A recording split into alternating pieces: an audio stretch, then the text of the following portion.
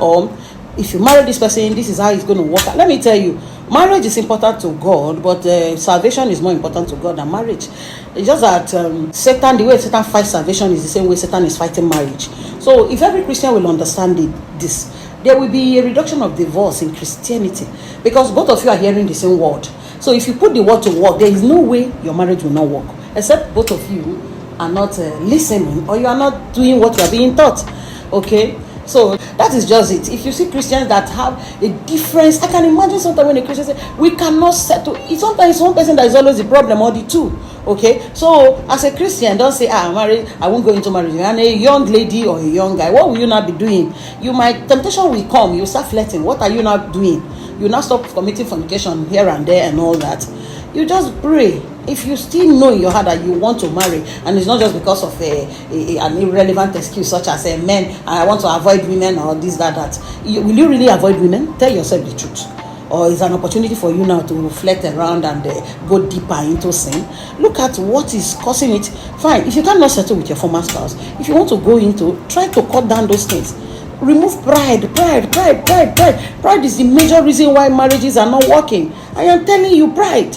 Your wife said, this is what I want. Sometimes we know family members can be the reason marriage is not working. Why don't you people? It's your life now. It is two of you now. Why should family people, can't you just, this is your new life.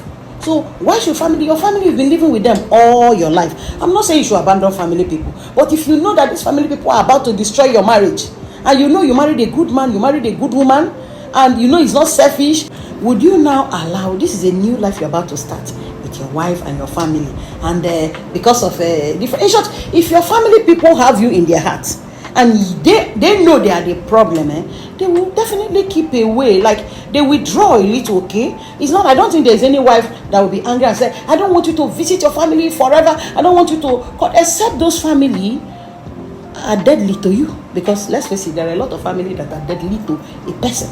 It doesn't matter whether you grew up with them, it doesn't matter whether people can turn into something else along the line. There are a lot of family people, even the Bible said that a man's enemies is a member of his household.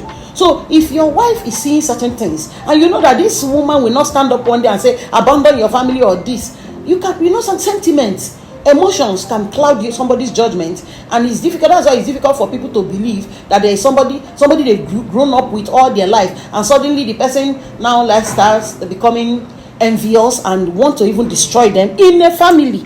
It is difficult sometimes for you to believe it, unless you are guided by the Holy Spirit. Those enemies of the household, you will never see them, unless oh my God, it needs the Holy Spirit.